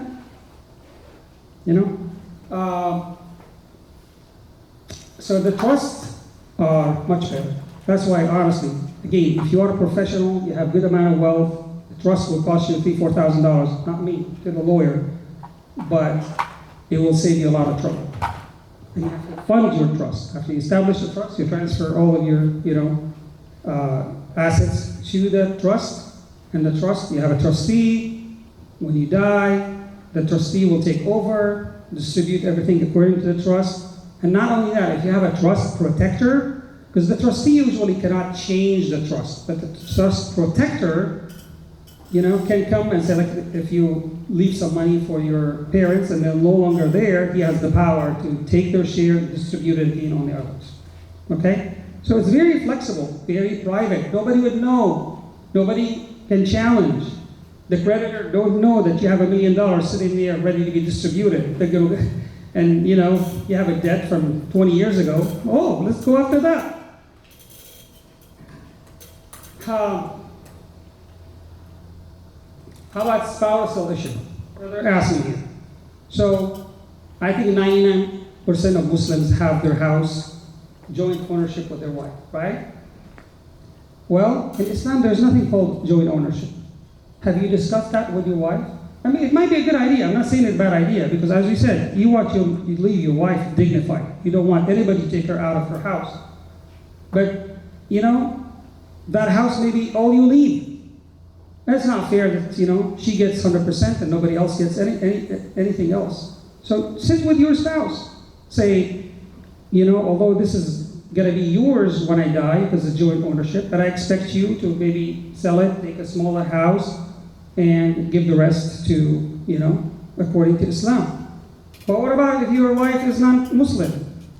Or how about if your wife, still young, and she goes and remarry again, and the new spouse now will get joint ownership. Think about that scenario. So my recommendation is that you do 2 separate trusts, one in your name, one in her name, and divide all the properties very clearly. And you sign a waiver, and she signs a waiver. That even if the state law says different, we already decided this is my property, this is her property. Okay? So, but you have to consult with a lawyer when you do that. But keep in mind that joint ownership, and then like your retirement income, most of the time, again I said, 90% probably people have the beneficiary is the spouse. Gets 100%. So how about the rest of the people? Right?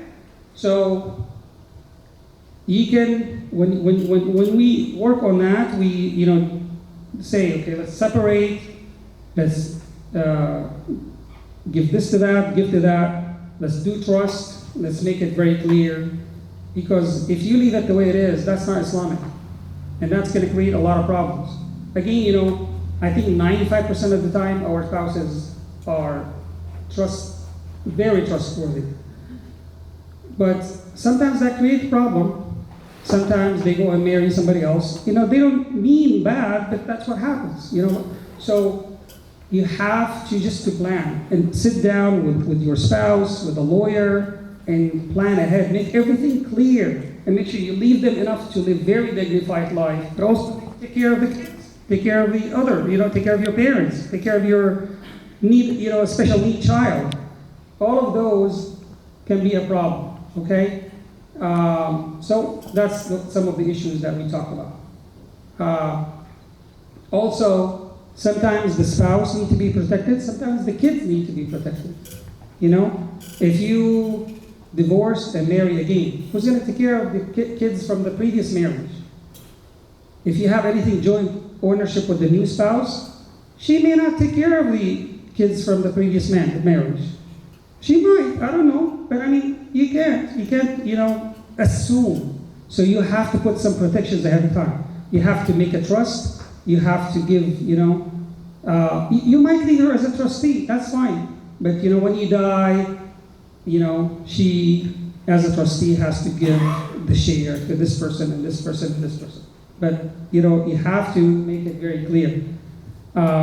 If you leave something for your children, suddenly 18-year-old get $1 million.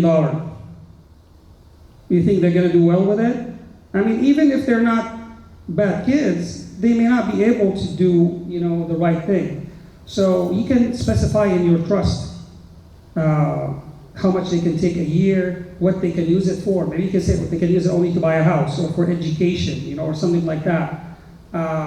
You can even protect them from future divorce. Like if your kid gets divorced and they get $1 million from you, their divorcee cannot take that away. You can structure the trust that way. And if you have a kid, trust is very important, because I'll tell you here. Let's say you have a kid who has special need and he's on Medicaid, because a lot of those kids cost a lot of money. Well, guess what? If you give them a gift of $100,000 or a trust of $100,000, they lose their benefit. They have more assets than the state limit. But if you structure the trust very well as a special need trust, and they get only enough amount that they keep them under, then they have enough support without losing their benefit. Okay, so a trust, you might see, they can be revocable. So, you write the trust, but you can go back and adjust it later, or it might be irrevocable. So when you write it, you cannot change it. And it's out of your control. Now that's good sometimes, because if you're very wealthy, and once it's out of control, it's out of your estate. It's not part of you don't pay estate tax on it anymore. So sometimes it's a good strategy. And you can have a living trust. You can say, when I die, this becomes irrevocable, and it goes to those kind of people, and it cannot be changed anymore, for example. Yeah, but not the same trust at the same time. Oh yeah, one revocable, one, oh yeah, you can make 100 trusts. No, and then save some money if you want. Like, you're not sure you want to have some control, and some you want to save money. Yeah, yeah, he can keep enough that is under the estate tax limit, and the rest put in irrevocable. Smart. What's the name of the trust? والله good question. I don't know. What do you say? شو اسم trust بالعربي؟ ما قريب من الوقت. Yeah, right. Endowment, Alright. what's the endowment? I really am not going to confuse you anymore because we're maybe ahead of time here or late. There are a lot of trusts that you can use that have special things, you know. For example, we talk about special need trust. We bypass trust. You know, you mentioned that. Like sometimes you can put the trust. You want to protect your spouse and you want to protect the children. So you have what we call AB trust or bypass trust. They say, okay, this much money goes to the A trust that is in the name of my wife and or my husband, and this much goes to the children directly. Okay, so you have a bypass trust, A and B. Okay, and this way both are protected. Yeah. What is it? Islamic thing, is that okay? Yeah. No, you're right. So you're already giving it to them? In your lifetime? You're already No, no, transferring no. the money? So then how can that be? No, Islamic? the bypass trust is after you die. But You're gifting it and move on. So your intention is that. So you didn't do it when you were just alive. but when you are alive, you can write two separate trusts, one in your wife's name and one in your name. Put in her trust enough money to keep her, you know, living a good life, and then the one that has all of your money, she will get 8 of that also according to Islam. I know, but once you make the trust in her name, that's how you don't have any control over that. No. That's what I'm saying. The life. Yeah, the life. In the life. Well, if you have the money in a trust, and the trust says what's going to happen, it will have to be done the way you specify.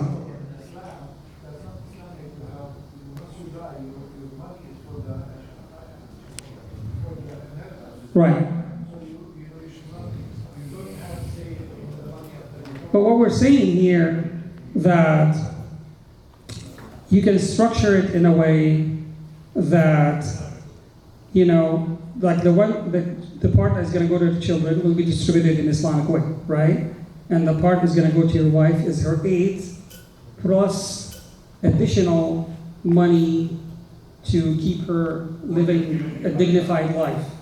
Okay, that's also within her right to give her a little bit more than her share. You gave her, that was anyway. Now, So if you're leaving money for your wife, be specified for her to take after you die. This is wasiya. now, You want. now. So that's why I think. I don't have to give it to her during your lifetime. But you cannot. That's why I recommend for my client. Yeah. So it becomes hers. My recommendation is you have 2 separate trusts during your life. Whatever in her name that will last her a very dignified, good life, that's you gifted during your life. Why do you have to do trust? Why don't you just give it to her in your life and put it in her name and that's it? Okay. That's a trust. That's it. But if you have a trust in her name, now you don't know who's going to die first, right? So you have her share and your share. And both trusts are structured is if you die first, she'll get 8 and the kids will get the rest Islamically. If she dies, you get the 4th and the kids will get the rest Islamically. All right? But everything is clear. Yeah.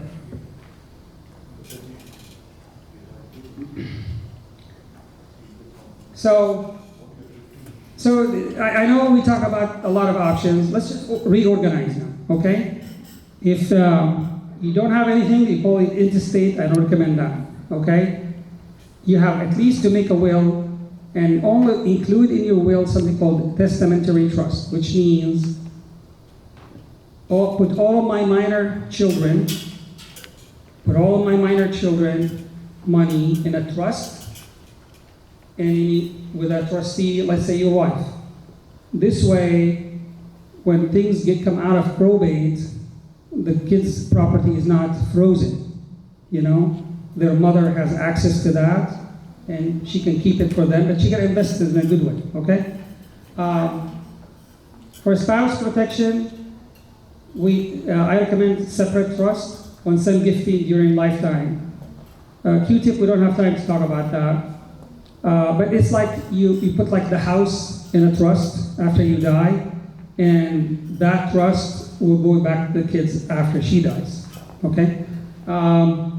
Children protection, give them a trust during your lifetime, irrevocable trust.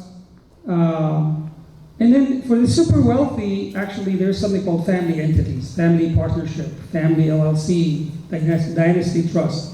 You know, that doesn't really usually apply to us, but that's something you can consider, and you can consider that Islamically as a waqf, okay? We don't have time to talk about that. One thing also, when you distribute the assets, remember that assets are different. So if I give this son a house and this son $1 million liquid, I'm not being fair. The house is not liquid. He has to sell that house. He's going to lose money on selling that house. If I give this son account that is already taxed, I give this $1 million investment, taxable investment to this son or this daughter, and give a $1 million retirement account to this daughter. Well, this money is not taxed yet. It probably has 50% tax on it. You know, it's not equal. So always calculate the net value of any property before you decide to distribute, okay? All right. Zakat, also all those trusts that you make, they might be out of your control, but Islamically, you still have to pay zakat on them. Okay, just pay attention to that. Charity is very important. You know, you can put it in your wasiyah. You can also use it as, like remember when we said R&D? When government forces you to take money out of your retirement account, if you really don't want to take that and don't want to be liable for tax purposes, you can donate all of it. You know? Or you have an account that you bought for $1 million, property, you bought for $100,000 and now it's worth $1 million. Just donate it. Instead of cashing it and being liable for $900,000 worth of gain, and then... Can you do that? You can't do that. Yeah, you can do that. During the lifetime? Yeah. Because say right now, I want to transfer some money from my account to I have a charitable trust. The only thing I can take is only 1/3 of what my income is. Say my income is 300,000, I can just transfer 100,000 from my account to the charitable trust. I can't do more than that. Well, we haven't talked about charitable trusts. Charitable trusts are tricky, okay, and it depends on what kind of charity. I'm talking here about a property that you own, and instead of selling it and getting all the gain tax, you can just donate. It's the same thing. So what we're talking about when you're... It's the same thing what I'm talking about. I'm not talking about charitable trust. Charitable trust is different. I'm just saying you bought a stock for 100, it's now worth 1,000. Instead of selling it and donating the money, donate the stock itself. I know, but so you get the whole, but you won't get a deduction. You get deduction for the $1,000. 1,000 or 1 million? No, yeah, I mean, like they say, whatever you're donating, you'll get deduction for the fair market value now without getting any gain. You get a taxable gain. Think about, for example, 50% about allocation for that house. Yeah. Instead of paying taxes on $900,000. Yeah. Now there are some rules for donating properties, but I mean, yeah, if you do it right, always consult professionals. If you do it right, you can. So what you're saying is I can give as much of money as possible directly to a charity, like a mosque, but not to my charitable trust. Because I'm doing basically the same thing. Charitable trust, once you are there, you're taking the deduction, I'm giving all the charity through my trust. Well, here's the thing. There is limit to how much you can donate every year. Okay? Public charity, you can donate up to 50% of your income. Non-public charity, like your, charitable trust, there's 30% limit. 1/3, Yeah, so, or 1/3. So that's where that comes from. But, I mean, but honestly, like let's say I donate 55% of my income to the masjid this year, and I could only deduct 50%. The 5% I can do it next year. So there is a carryover, all right? I'm not sure about the charitable trust. Yeah. So you're saying what, 100%? Oh, no, I'm saying here 100%. I think you have a mix-up here. I'm saying that you can get rid of all of your gain. You're not going to be taxed on it by donating the appreciated assets, okay? I'm not saying here how much is that compared to your total income. You're talking about how much is that compared to my total income. I'm saying here, regardless of your income, if you have something highly appreciated and you don't want to sell it and you pay tax on all that gain, just donate it, okay? And then whatever tax receipt you get, you go and deduct that from your income. That's a different story. So deduct, so but you come in won't be like that much, so you can deduct for the next 10 years? Again, I'm not talking about now the charity compared to your total income. That's something you have to calculate separately. I'm just saying that if you have appreciated assets and you don't want to pay the capital gain tax, consider donating it, including your R&D. Yeah. So the question is there a limit? Yeah, that's How much is that? The limit is according to your income. Yeah. You can get a donation from you. Yeah.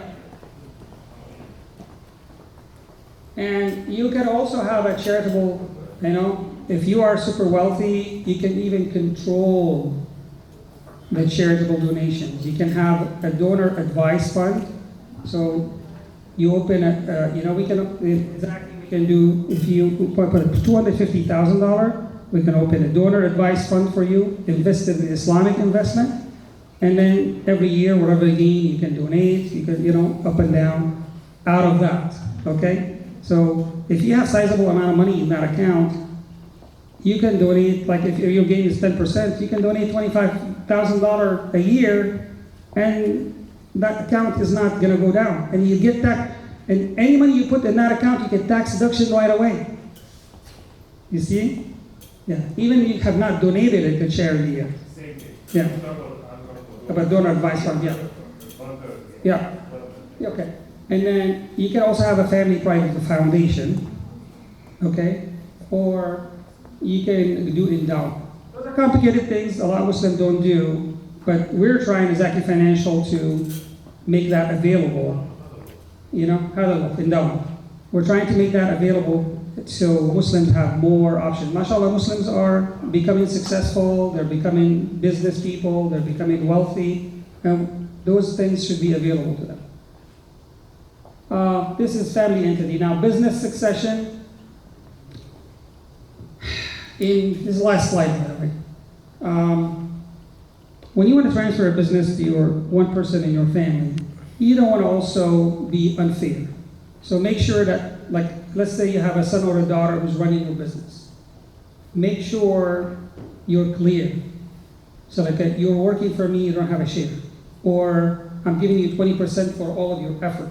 And make that clear to the rest of the family. So when you die, there's no dispute.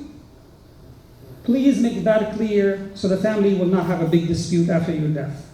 That the person from the family who's working with you, what is their role? Are they only employee or do they own part of the business? How much they own? And make that very clear in paper and in reality. Okay? So no dispute. The second thing is plan. Because that business is worth $5 million, for example. Or if it's $10 or $20 million, you're going to own a lot of estate tax on that.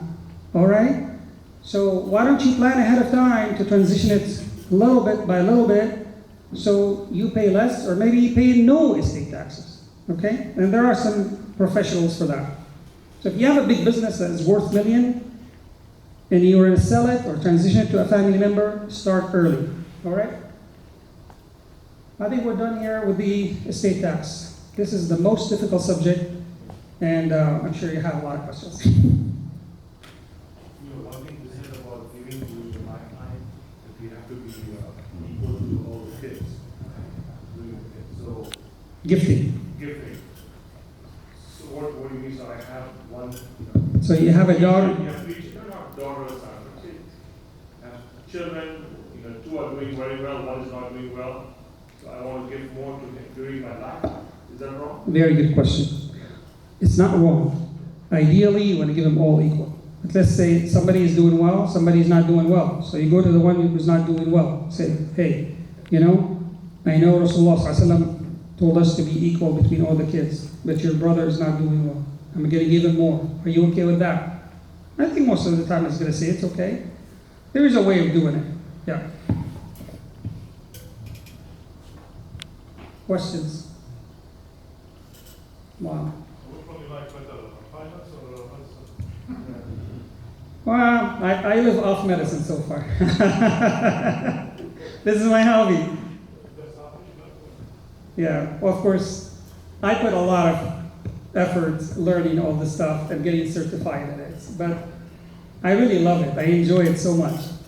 I enjoy it more because I can help other people, honestly. But yeah, this is not my full-time job. That's why Omar and Ali are going to take over the next couple of years. Right? So among the licenses and the certifications you have, which one would you suggest that either one of us or us pursuing that? Like if you say like 1, 2, 3. Repeat your questions, I'm sorry. So among the licenses that you have, whether it's a local license or financial advisor, Which one I recommend you? which one you recommend that we pursue that would help us to be more savvy in investing and making investments all along? To be honest with you, even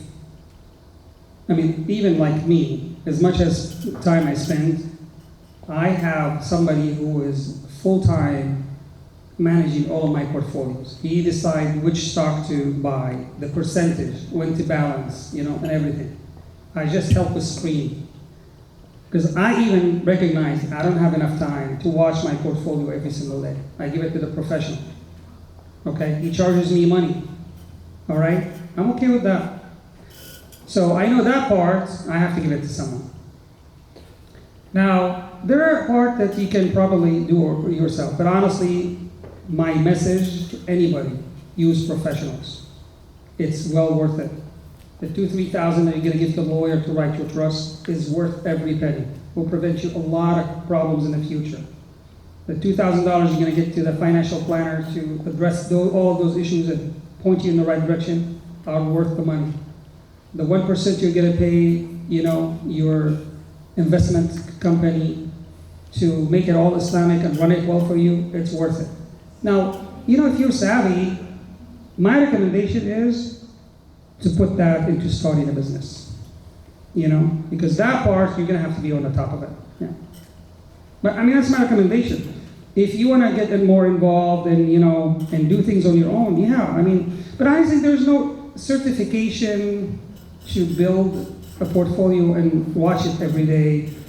And it's a CFA. It takes like a lot of times, and Index yeah. funds or ETF, now Islamic ETFs are there. You don't have to worry. Yeah. You just put it in for Yeah. Put an investment company or buy an ETF. Yeah. Yes, sir. I want to answer the question who asked for I'm sorry, Yeah. الوقت هو تحديث الأصل على التصرف فيه ببيع ولا ربا ولا غيرها من أنواع التصرفات، لكن الهبة هي دفع مال على سبيل التمليك لمن ينتفع به ويتصرف فيه التصرف الكامل بأنواع العقود وسائل. Hiba usually is like a gift. No, hiba is more gifting. Yeah. Usually in Sharia, when you read about hiba, it's like gifting. Yeah. Yeah. No. There is an Arabic name. I'm gonna look it up, but I can't tell you right now. Yeah. Yes, sir. Yep. A lot of people use it as but.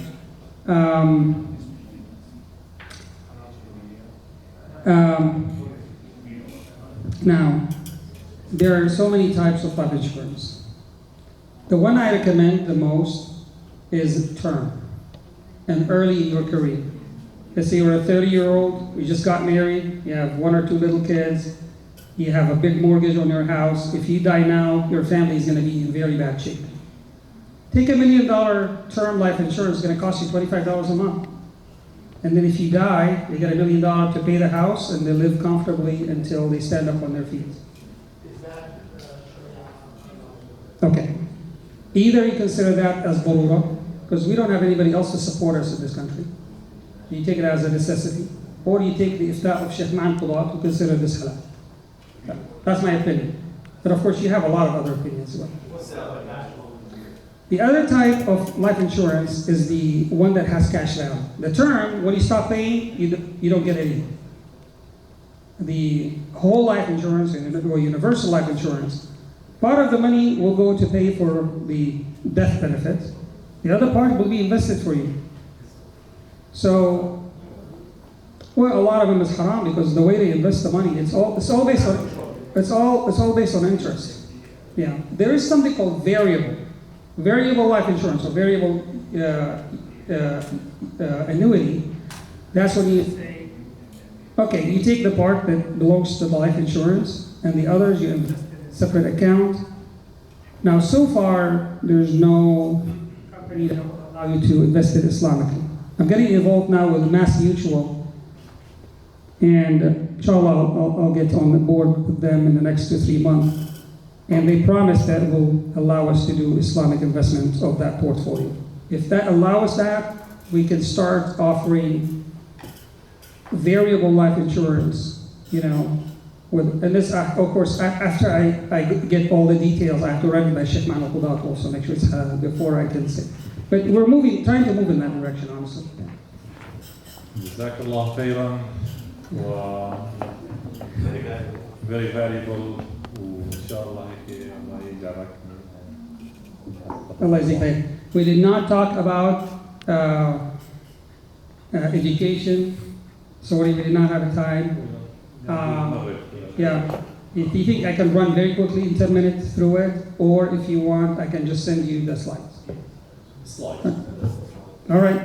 Jazakumullah khair for listening to me. Woo.